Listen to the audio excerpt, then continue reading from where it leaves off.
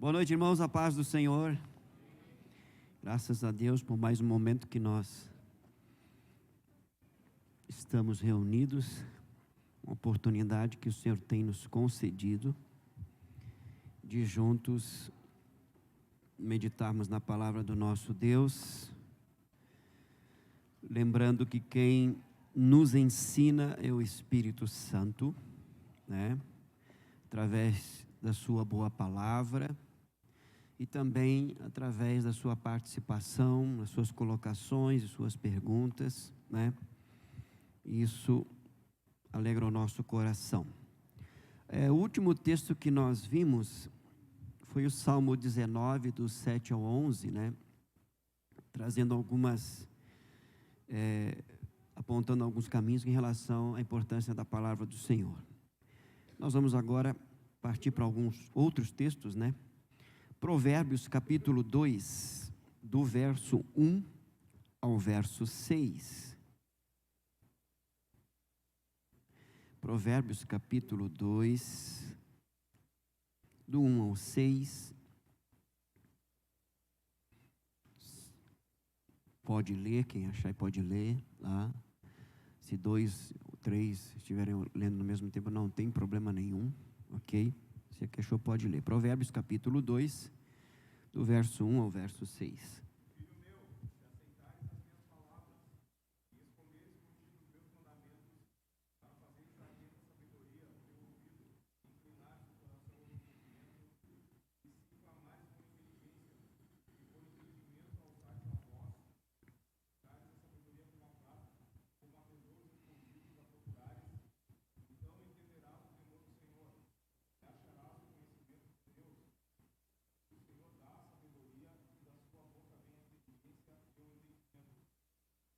Ok, olha só, o sábio aqui está inspirado pelo Espírito, logicamente, né? Ele vem falando de algumas atitudes que nós temos que ter em relação à palavra e o resultado dessas atitudes. Você vê essa expressão aqui, filho meu, tá? Porque dentro do livro de Provérbios, a expressão filho, na verdade, tem a ver com o discípulo, com o aluno, tá? Com aquele que está sendo ensinado, discipulado por um mestre, ok? Tá? Então, quando ele se dirige, filho meu, tá? O autor, na verdade, ele está se referindo àqueles que estão sujeitos ou submissos ao ensino do seu mestre. Logicamente que aqui que o ensino é o Senhor quem está ensinando, os alunos são aqueles que se submetem a Ele e a sua boa palavra. Então, por isso essa expressão se repete ao longo do livro de Provérbios. A primeira atitude que ele fala aqui que nós devemos ter para com a palavra é assim, ó, filho meu, se aceitares as minhas palavras, tá? E a ideia de aceitar aqui, nesse contexto aqui, ela é muito clara no sentido de apanhar, de receber, de tomar para si, de trazer para si, tá? A ideia de quando ler o texto, ouvir a explanação do texto ou sobre o texto, né, dizer assim, esta palavra é para mim, né? É para mim, Deus está falando comigo. Essa é a ideia, receber, trazer para si, né? É a ideia de estar com o coração aberto para o que está sendo ministrado. Então, sempre num momento como este aqui, né, é importante, ou toda vez que a gente for ler a palavra, né, entender, primeiramente, essa palavra é para mim. Tá? Eu sei que às vezes a gente pensa assim, puxa vida, seria bom que esse fulano estivesse aqui, né? Que às vezes é verdadeiro, às vezes é, né? Mas não, é verdadeiro, às vezes realmente a gente pensa, puxa vida, fulano podia estar ouvindo essa palavra, né? Mas, em primeiro lugar, essa palavra é para mim. Então, uma atitude de um coração aberto, isso faz toda a diferença. É por isso que duas pessoas ouvem a mesma palavra e têm atitudes diferentes para com ela. E aí nós temos que entender o seguinte, irmãos, ó. A interpretação da palavra, tá, que nós vamos fazer, da palavra que nós recebemos, ela está intimamente ligada ao estado e à condição do nosso coração. E a atitude para com a palavra de Deus. Então eu vou receber a palavra de Deus tá? E ele vai passar pela condição, pelo estado do meu coração, como ele se encontra naquele momento. E daí eu vou ter uma reação. Essa reação, ela não é assim inconsciente, involuntária, né, na sua totalidade. Ela está condicionada ao estado do meu coração. Se eu chegar aqui com o coração contrariado, entendeu? Indignado, e aí eu vou ouvir a palavra com o coração dessa forma. Você está entendendo ou não? Por isso as reações. Então as reações, elas nunca estão desassociadas à condição do meu coração, tá? Então, se aceitares as minhas palavras, a outra atitude é esconderes contigo os meus mandamentos.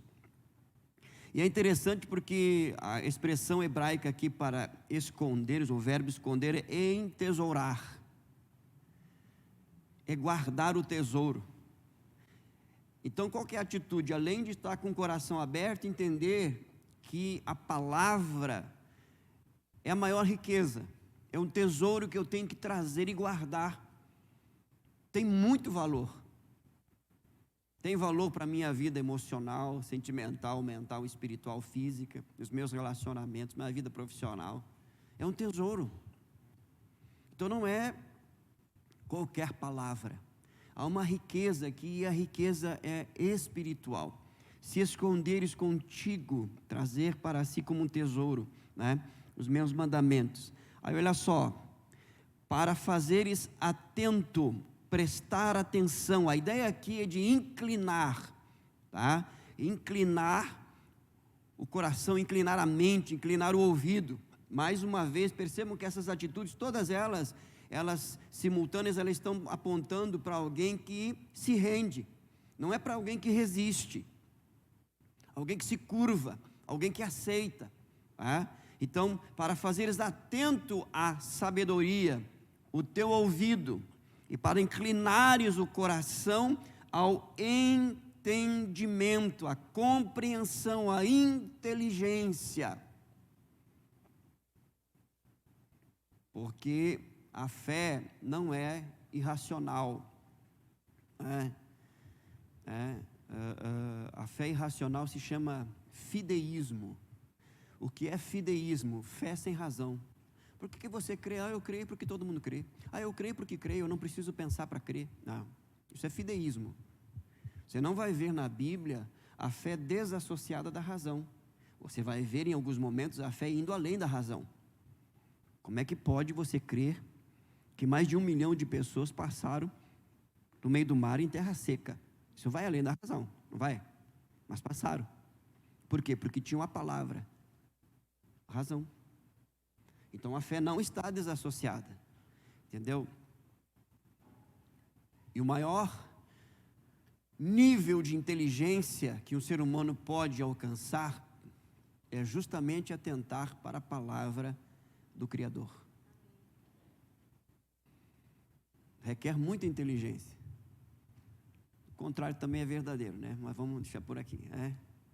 Então, para fazer atento à sabedoria do teu ouvido e para inclinares o coração ao entendimento, olha só, e se clamares, né? Clamar, chamar, por inteligência e por entendimento, alçares a tua voz. Então nós temos que clamar também. Então não é só se abrir, aceitar, esconder, né? Trazer como tesouro, se inclinar, mas é clamar também. Se clamares por inteligência e por entendimento, alçares a tua voz. Senhor, me dá entendimento, me dá compreensão, Senhor. Eu estou lendo e não estou conseguindo entender. Uma pessoa mais interessada que você entenda a palavra. Deus, o Espírito Santo, né? Se buscares, tá? Que é a ideia aqui de desejo, né? De ir com impulso no coração, a sabedoria como a prata e como os tesouros escondidos a procurares, né? Riqueza, tesouro. Olha o resultado. Então entenderás. O verbo entender aqui é discernir. O que é discernir? Enxergar a realidade. Enxergar de forma espiritual. Porque a maior realidade não é a física. Não é a visível, é a invisível. porque a invisível determina sobre a visível, a sobrenatural determina a sobrenatural, por isso que é discernimento. Então, se eu tiver essas atitudes aqui, irmãos, o texto diz assim, então entenderás o temor do Senhor. Entenda o seguinte: a maneira como eu lido com a palavra de Deus revela o quanto eu reverencio Deus, o quanto eu respeito Deus, o quanto eu levo Deus em consideração. Isso é temor.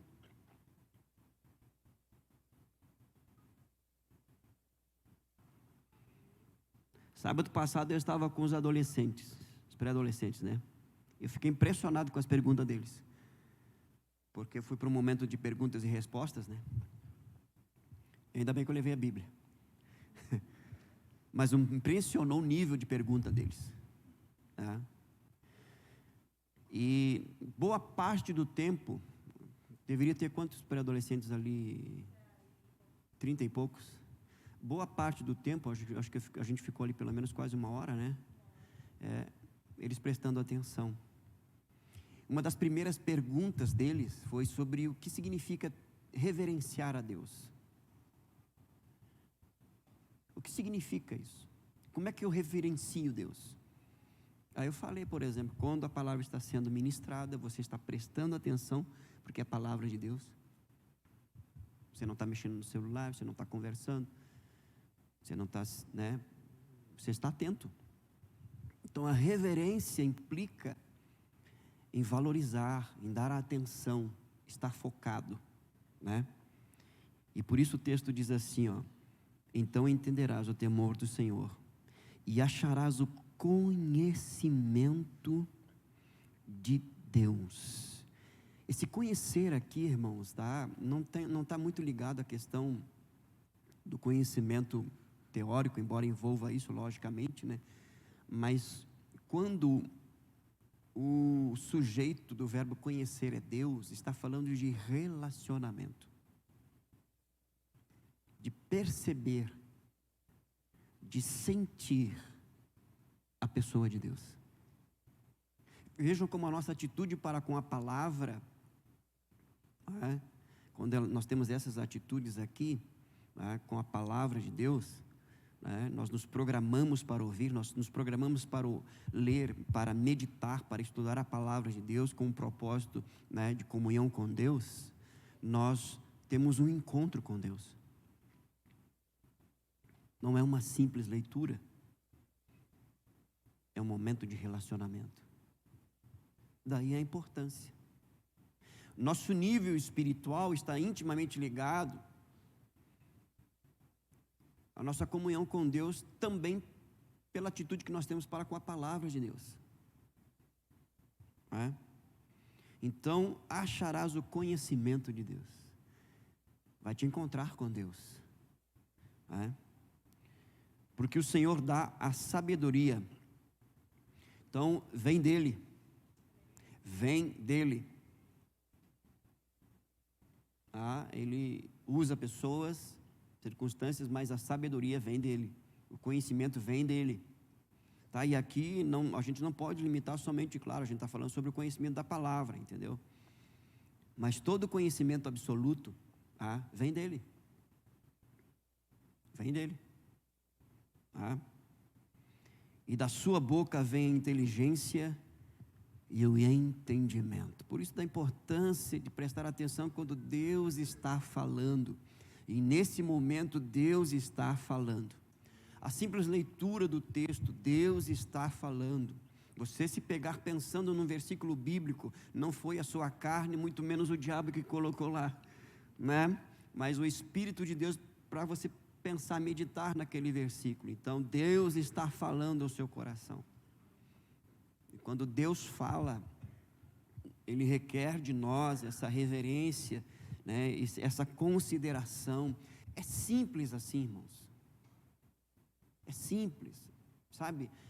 Eu sei que existem os dois extremos, né? Como em tudo, aquela pessoa que está toda hora falando que Deus está falando com ela, esse é um extremo, né? Mas existe outro extremo que tem pessoas que Deus não fala comigo, quando na verdade Ele fala. Deus está falando. E aí nós precisamos estar atentos, porque Deus fala através da sua palavra, Deus fala através de pensamentos, de sentimentos, colocando um impulso no nosso coração. Porque a ideia é assim, ó, quando você ouve a expressão assim, ó, irmãos, eu quero contar um testemunho aqui que Deus falou comigo. O que vem à sua mente, irmão? Ah, Deus falou com um pastor, o céu se abriu, né, a terra tremeu. Não, irmão, não necessariamente isso, embora possa acontecer. Então tire isso da sua mente, essa coisa extraordinária, no sentido de mover coisas, que, repito, pode acontecer, mas Deus falou comigo, Ele fala no meu espírito, porque o meu espírito foi recriado pelo Espírito de Deus, é lá que Ele fala. O meu espírito comunica a minha mente. Eu não sei te explicar como, mas eu tenho a certeza quando Deus fala comigo. Você não tem essa experiência? Porque o Espírito habita. Então preste atenção nos detalhes. Esses dias, segunda-feira, o Jonathan estava compartilhando comigo uma experiência que ele teve, que logo pela manhã ele ouviu um direcionamento da parte de Deus, e nesse caso ele ouviu uma voz, né? Ele ouviu a voz, literalmente, que isso pode acontecer também, né? Ele compartilhando, uma coisa simples, e o Espírito direcionou ele a não fazer, né? Ele estava programado para fazer um jejum, e o Espírito falou, não faça agora, por isso, né? Você vai ter que fazer depois. E aí a gente vai ver, eu compartilhei com ele, porque eu terminei de ler um livro sobre a doutrina do Espírito Santo, e o autor é batista, calvinista, né?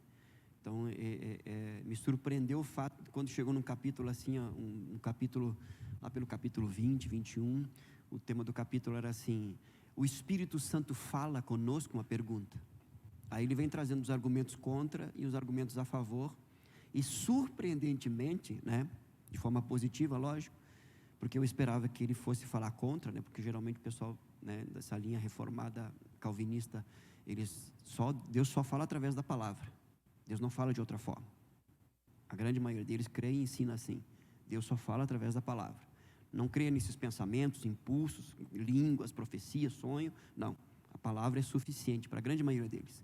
E surpreendentemente esse autor, ele, com base primeiro na pessoa do Espírito Santo, se o Espírito Santo é uma pessoa, ele fala como pessoa.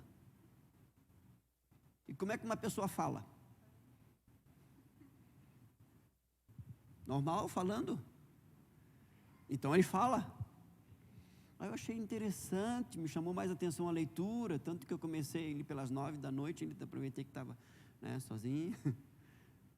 E fui lendo, aí ele foi trazendo para o livro de Atos, como o Espírito Santo estava conduzindo a igreja, olha, não vai por aqui, não vai para essa cidade, vai para outra, entendeu? Separai-me a Saulo aí, e a Barnabé, o Espírito falando, no dia a dia.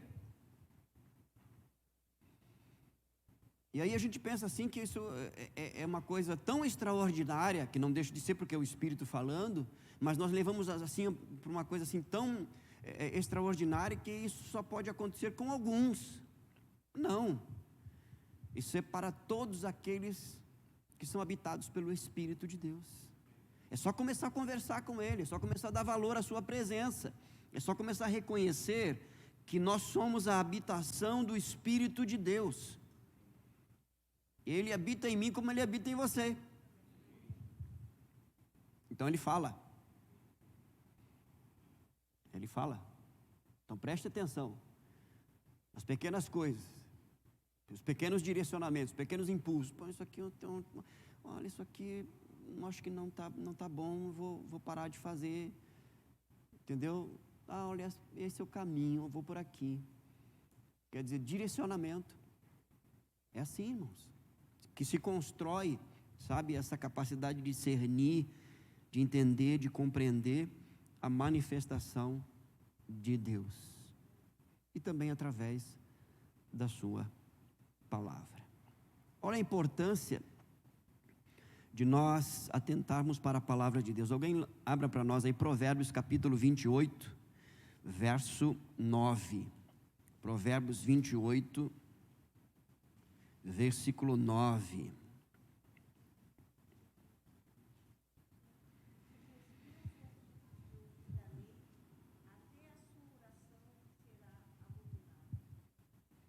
Você ouviu aí?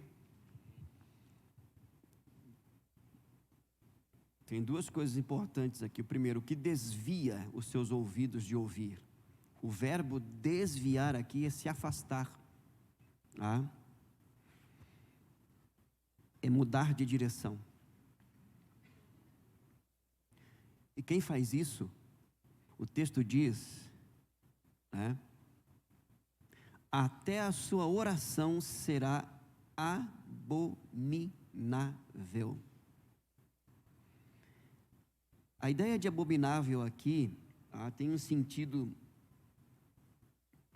ritual de referindo-se a alimentos impuros, a ídolos, casamentos mistos, tá? E no sentido ético referindo-se à impiedade, que a ideia é assim, quando Deus abomina, essa expressão ela é muito fraca, porque no original, quando diz Deus abomina, por exemplo, lá em Malaquias diz assim, Deus abomina o repúdio ou o divórcio. O verbo abominar ali é muito fraco, porque se for para o original do hebraico, a tradução literal é assim, Deus odeia.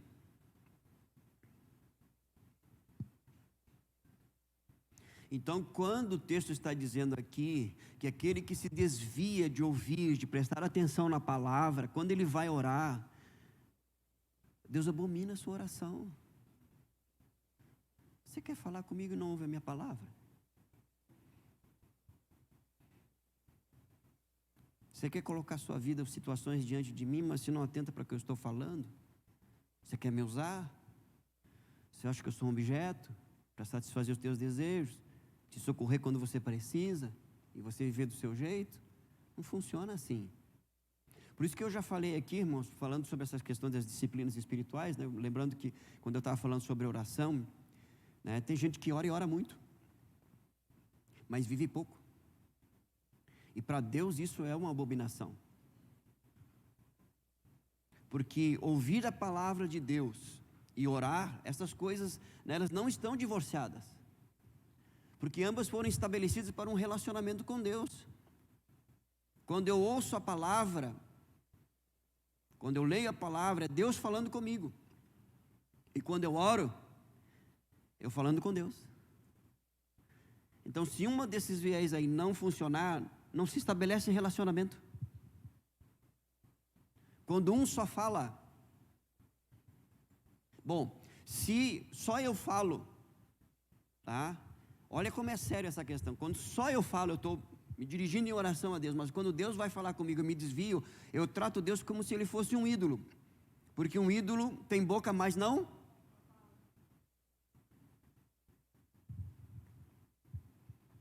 Deus é o meu ídolo, porque eu falo para ele fazer as coisas, peço ele para ele fazer, mas quando ele tem que falar comigo, eu não dou ouvidos para ele.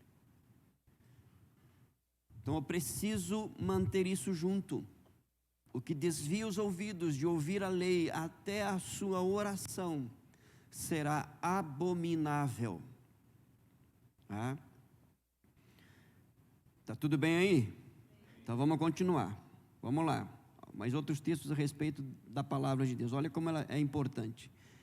Vá comigo para o Evangelho de Mateus. O texto é conhecido, Mateus capítulo 4.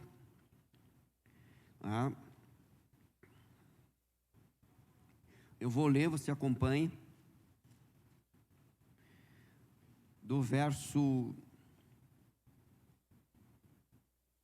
Eu vou ler do verso 1 ao verso 10. Você preste bem atenção. Está relatando a experiência da tentação, ok? Jesus. E como Jesus venceu a tentação. Como que Jesus venceu, né, um incitamento ao pecado diretamente por Satanás. Olha só, verso 1. A seguir foi Jesus levado pelo Espírito ao deserto para ser tentado pelo diabo. A expressão levado aqui é ser tomado pela mão. Então o Espírito conduziu Jesus. Então significa que Jesus tinha uma vida dirigida pelo Espírito, ok? Isso tudo está associado. E depois de jejuar 40 dias e 40 noites, teve fome. Então o tentador, aproximando-se, lhe disse: se és filho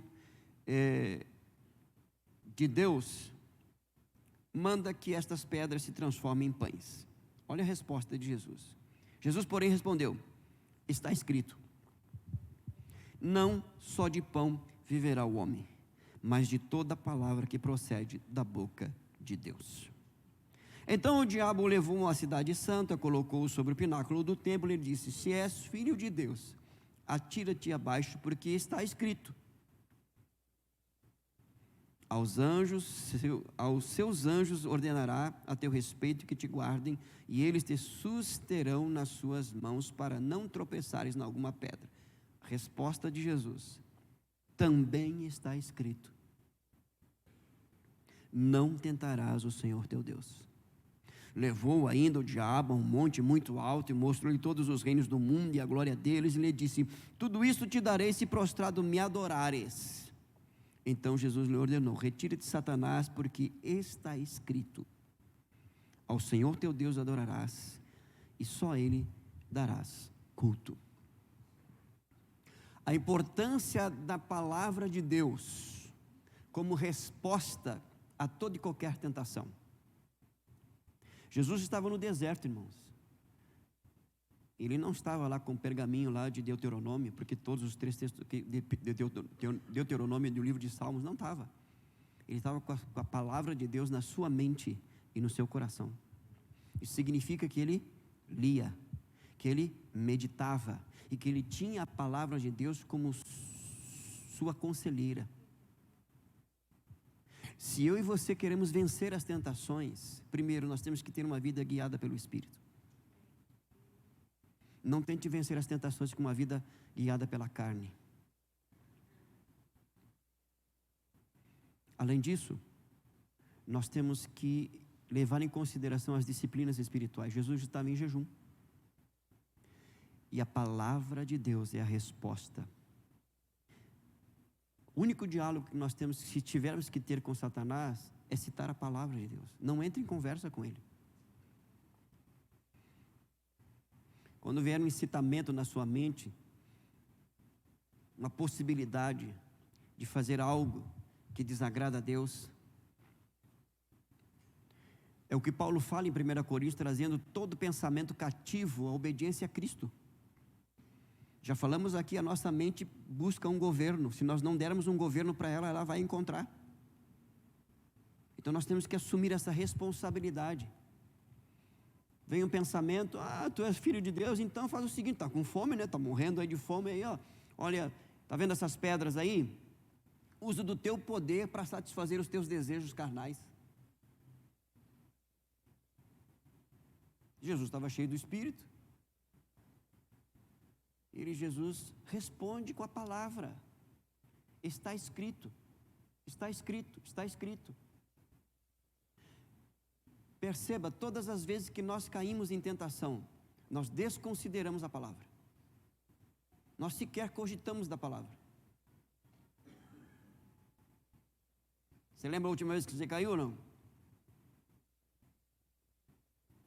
Você não lembra? Eu lembro. A última vez que eu transgredi, a última vez que eu desobedeci, eu desconsiderei.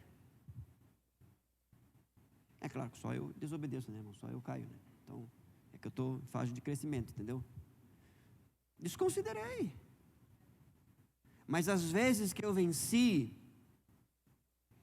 eu levei em consideração e disse na cara do diabo: está escrito. E chegou um momento que, como Jesus, retira-te, Satanás. Você já fez isso? Já? Eu já fiz. A última vez que eu fiz foi na cozinha da minha casa. Até a Ângela achou que eu estava falando que tinha alguém lá, né? E eu disse: retira-te, Satanás. Falei, que não sei se era ele, mas um enviado dele era. Nitidamente. Não é sempre, mas de vez em quando aparece. Retira-te, Satanás, porque está escrito. Você já fez isso? Já. Senão vai cair, irmão. Vai cair. É quase parecido com aquela canção lá da carne do inferno, vai descer.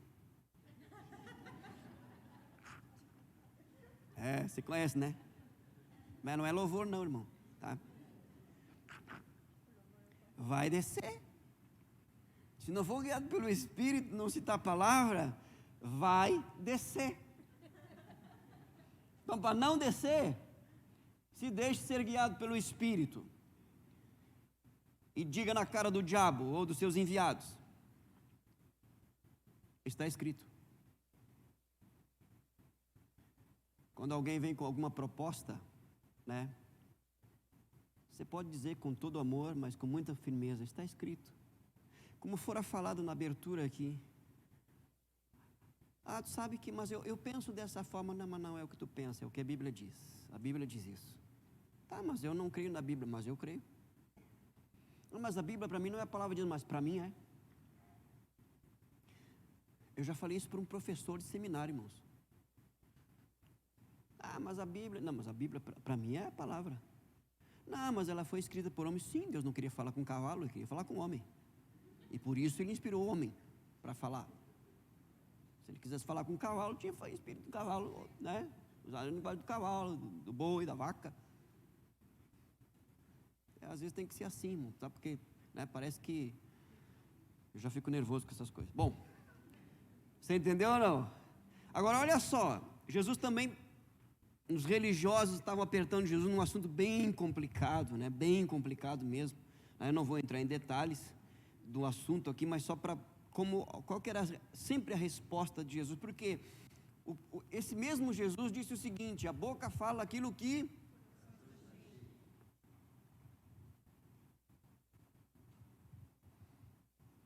Você quer saber o que está no meu coração?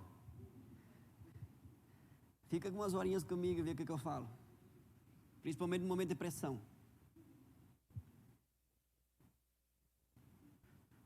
É simples assim, irmãos. Olha só, Evangelho de Mateus, capítulo 19. Antes de você ler, chegou as duas escolas rabínicas, né? Os dois seminários estavam ali, e o assunto era o seguinte: e aí, Jesus, pode deixar por qualquer coisa ou não? Como é que faz? Né? Pode dar o divórcio ou não pode? Né? Porque uma escola dizia o seguinte: por qualquer razão você pode divorciar. Não gostou, penteado ficou do outro jeito, manda embora. A outra escola dizia o seguinte: não é assim. Você só pode dar o divórcio, mandar embora se acontecer, né? Uma questão aí. Agora olha a resposta de Jesus. Preste bem, versículo 4 e versículo 5. Alguém leia para nós.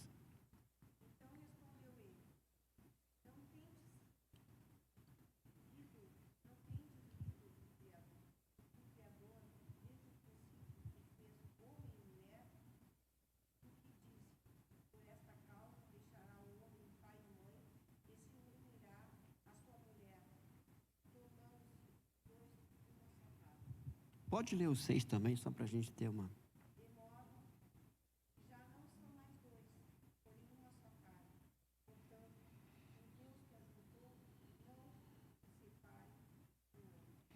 É interessante porque eles estavam, né, as duas escolas estavam debatendo a partir da interpretação de cada líder de cada escola. É que nem nos nossos dias hoje, né? Calvino, Armínio, Wesley, né? Então, né? E aí o que Jesus diz? Mas vocês não têm lido? Não têm lido o quê? Calvino, Wesley? Não, vocês não têm lido a Bíblia. Olha Jesus falando isso para os mestres, para a gente que lidava com a palavra, com a lei. Mas vocês não leram o livro de Gênesis, que é o princípio aqui, né? O que está escrito lá? Aí Jesus cita para eles. O que a gente aprende com isso, irmãos? Em situações assim, né? Que pessoal acha, debate, isso é, esse assunto é polêmico. Não, é só o que a Bíblia diz. Está tão claro aqui. O que a Bíblia diz? A Bíblia diz isso, então é isso.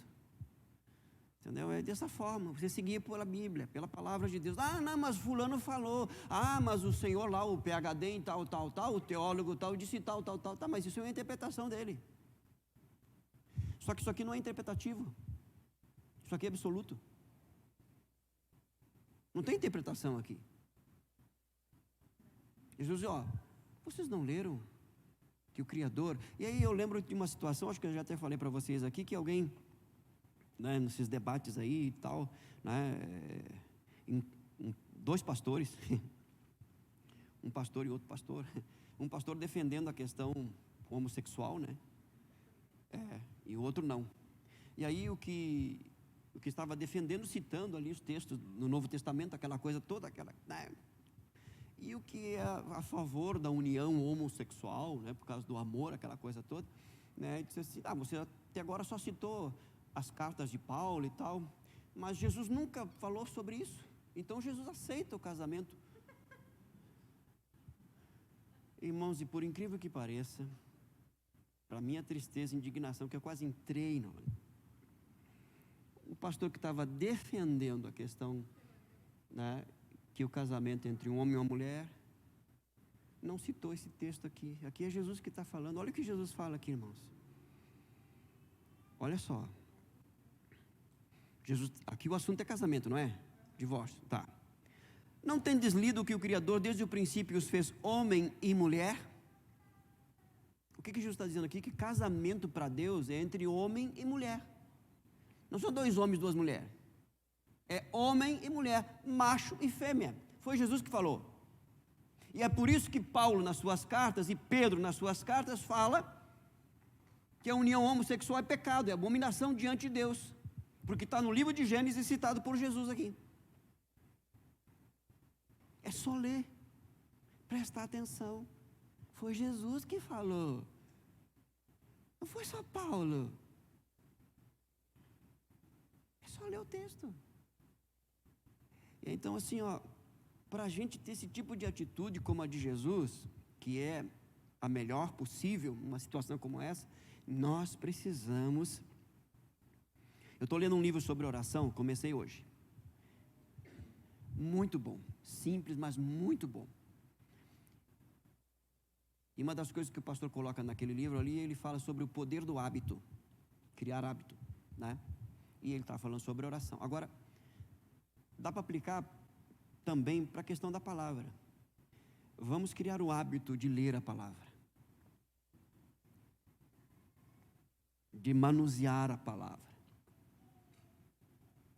sabe? De conhecer o texto sagrado. Não vai ter problema, irmãos.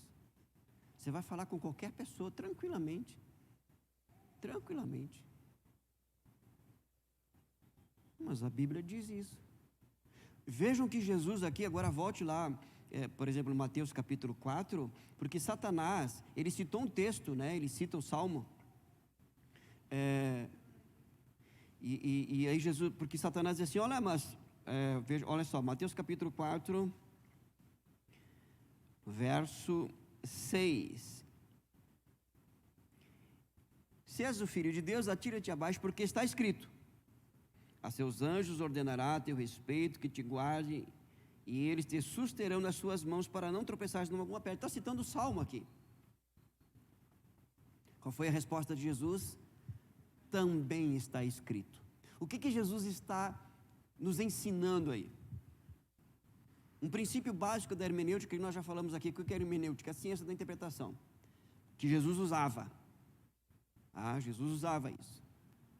A Bíblia se interpreta por ela mesma. Então não pegue um versículo isolado e faça uma afirmação. O que a Bíblia diz sobre esse assunto ao longo das Escrituras, até porque a revelação ela é progressiva. Então quando Satanás diz, mas lá em Salmo está assim, Jesus, e Jesus, mas também está escrito.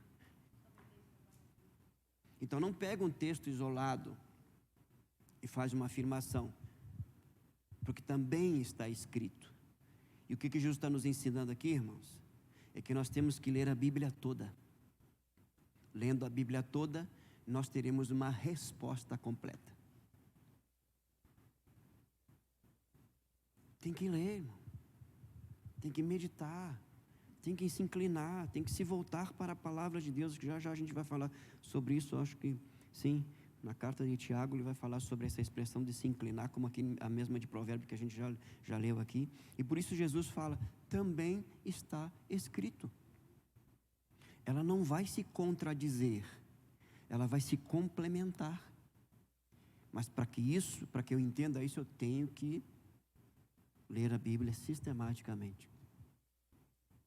Comecei em Gênesis, terminei Apocalipse, volta, vai lendo de novo, vai meditando, vai conversando com o texto. Quem está falando? Para quem está sendo falado? O que está sendo falado? Por que está sendo falado?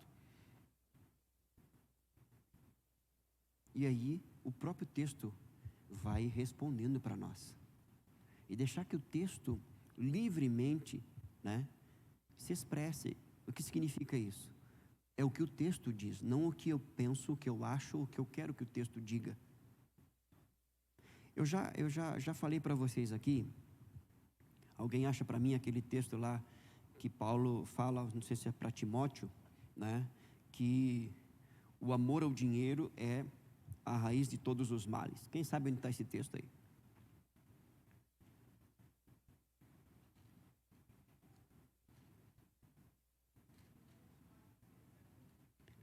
Muito bom, 1 Timóteo 6,10, pode ler para nós, preste bem atenção na leitura, 1 Timóteo 6,10.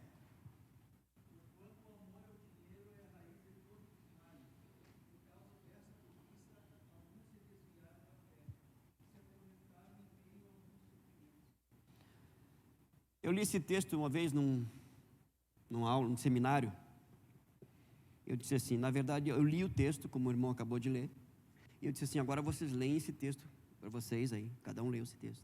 E eu vou fazer uma pergunta para vocês, e vocês me respondam segundo o que o texto está dizendo. Eles leram o texto, eu li o texto, e eu perguntei, bom, qual é a raiz de todos os males? Tinha cerca de 40 alunos.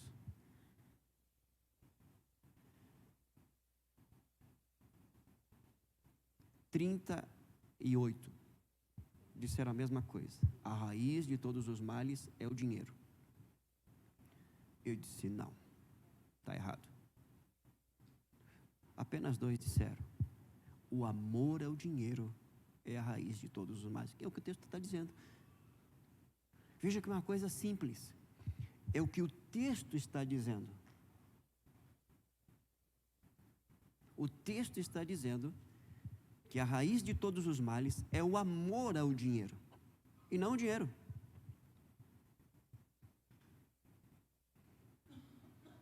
Por isso que vocês costumam ouvir da minha parte aqui, irmãos, hoje nós vamos, abra sua Bíblia em tal texto, eu acho que o último texto que eu preguei, que é um texto conhecido, foi Filipenses capítulo 4, e eu disse, é um texto conhecido, peço a sua atenção. Por quê? Porque como é um texto conhecido, a gente já, como o Salmo 23, como o Salmo 90, o Salmo 91, a gente não presta muita atenção. Não, esse texto aí eu já conheço, já sei. Esse texto aí, E aí a gente não presta atenção. E às vezes não prestar atenção, a gente cai num erro como esse. Simples. E vai afirmando o que o texto não diz. O que nós achamos que ele diz. Por isso que Jesus fala para Satanás, também está escrito. Por isso que Jesus disse para os mestres da lei, vocês não leram que o Criador desde o princípio, vocês não leram o livro de Gênesis? Na verdade ali Jesus carinhosamente, jeitosamente, chamou a atenção deles. Vocês são mestres, vocês estão ensinando, vocês não leram. É como Jesus falou para Nicodemos, Nicodemos, tem que nascer da água do Espírito, Nicodemos. E Nicodemos era o mestre dos mestres, era o mago, mas como assim, Jesus? Mas eu já sou velho, eu tenho que voltar para o ventre da minha mãe. Nicodemos, tu não leste o livro do profeta Ezequiel, Nicodemos, que fala sobre o novo nascimento? Como ele não sabia? Ele sabia, só que ele leu no automático. E às vezes isso acontece conosco. Por isso, irmãos, a importância não só da leitura, mas da meditação. Você está lendo um texto aqui? Eu estou lendo aqui, hoje a leitura caiu aqui em Mateus capítulo 4, estou lendo aqui, de repente lá pelo versículo 6 me chamou a atenção aqui. Você para, medita, ora. O que o Espírito quer me ensinar aqui? Porque a meditação, além de firmar, aguçar o seu foco, a sua atenção, ela vai quebrar com toda a distração. A meditação vai te levar a um entendimento e uma compreensão, não só do versículo, mas de todo o contexto. E ela vai ser fixada, em primeiro lugar, não na sua mente. O que nós fixamos na mente através da leitura se chama, você memoriza isso. Mas o entendimento se dá no nosso espírito. Então, quando você estiver lendo a palavra, e de repente um texto chamou a sua atenção, pare e medite, porque o Espírito de Deus quer falar com você através daquele texto. Quem já teve essa experiência? Amém? Então não tenha pressa, não tenha pressa. Pastor, mas eu tenho um programa de leitura que eu tenho que ler, né? Mas depois você pode seguir lendo. Pare, ouça. Ele vai ensinar, ele vai instruir, ele vai trazer a iluminação.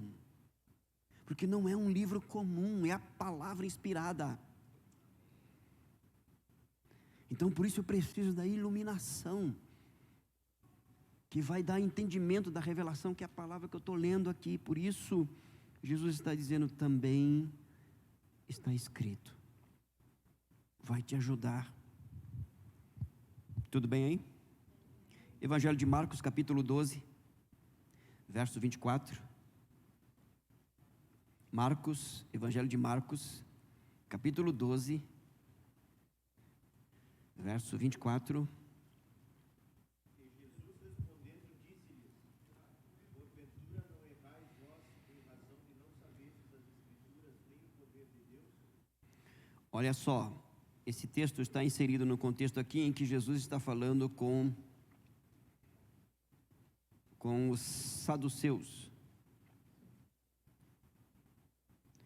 E eles não criam na ressurreição, tá? Eles não criam em anjo. Era a linha teológica materialista. Né? E qual a resposta que Jesus dá para eles? É muito importante essa resposta aqui, porque, olha só, não provém o vosso erro de não conhecerdes as Escrituras, nem o poder de Deus? Eles estavam fazendo uma afirmação. Como é que Deus pode ser pai de Abraão e Isaac se eles já morreram? Aí Jesus vem trazendo algumas coisas ali. O texto, né? Se Deus é Deus de Abraão, Isaac e Jacó, eles não morreram. Isso só lê a palavra.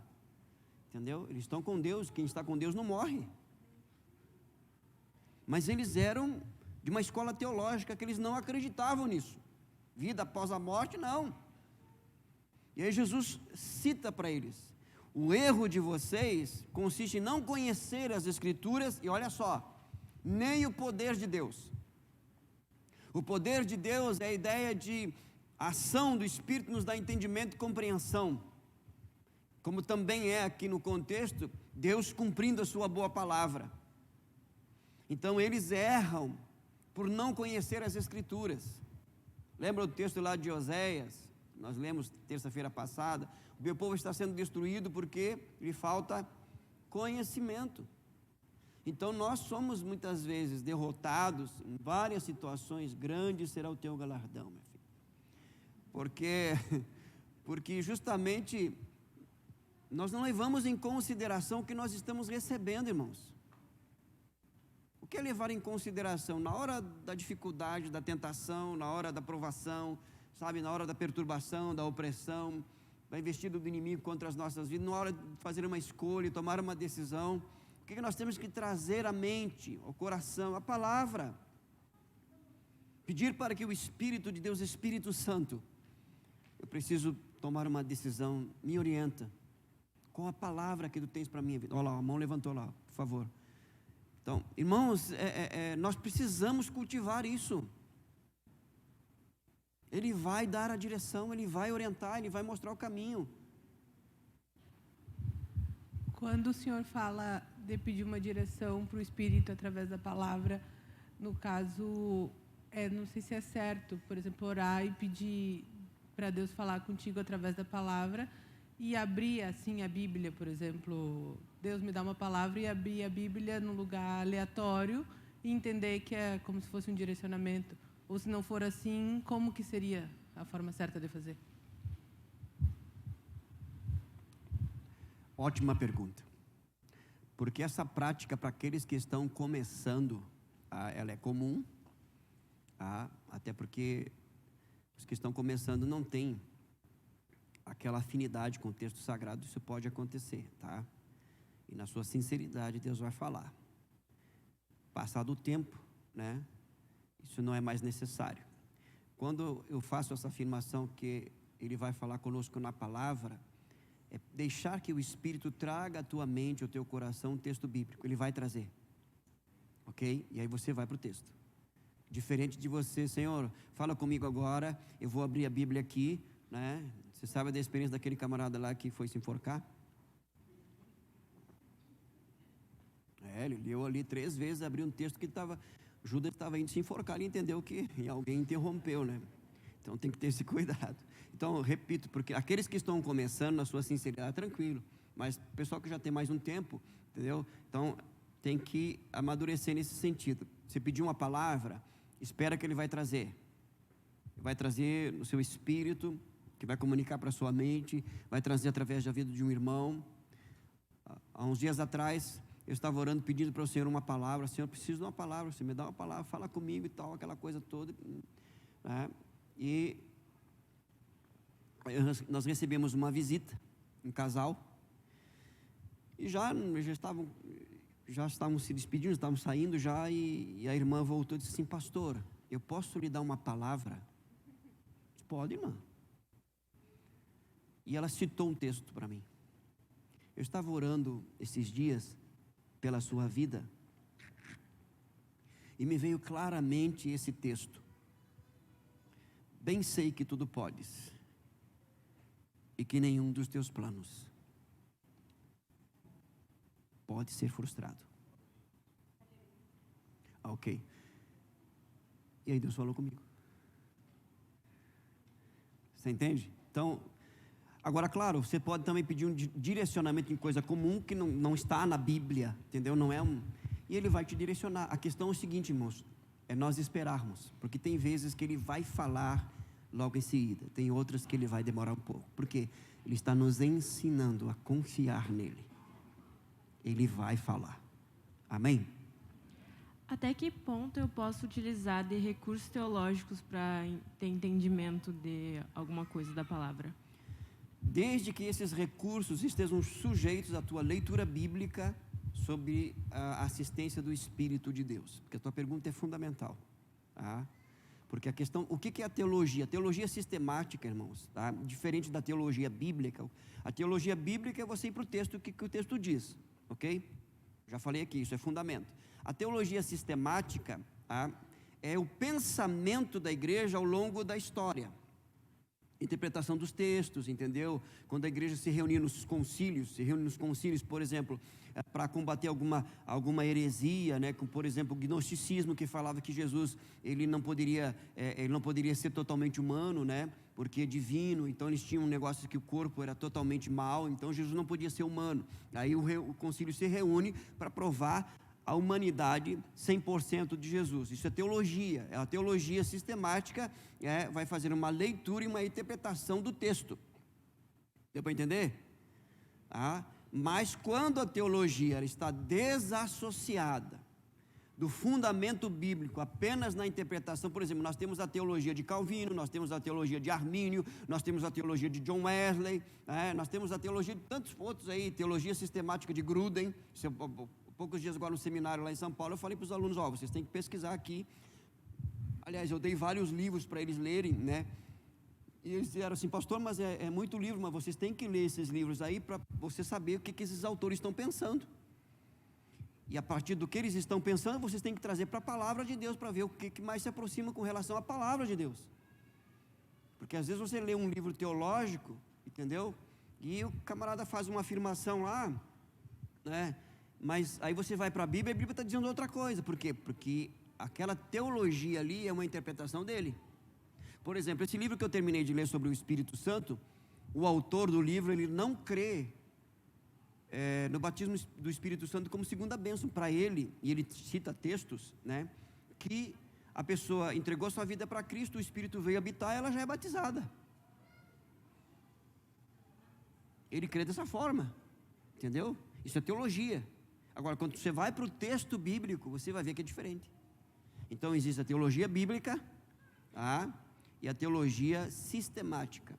Então, quando a teologia sistemática, ela está sujeita à palavra de Deus, sob a assistência do Espírito, ela é uma bênção. Agora, quando você desassocia, você caminha só numa direção, né? Eu citei aqui, por exemplo, os nossos irmãos calvinistas, né? Boa parte deles, eles são cessacionistas. O que significa isso? Nós somos continuistas, eles são cessacionistas. Eles creem que os dons do Espírito Santo cessaram, né, com a morte do último dos apóstolos, aquela coisa toda, né? Hoje não tem mais falar em línguas, profecias, esse negócio todo, não, né? E o movimento pentecostal crê que esses dons continuam. Então são escolas que pensam, interpretam a Bíblia de forma diferente, leem a mesma Bíblia, mas tem uma interpretação diferente.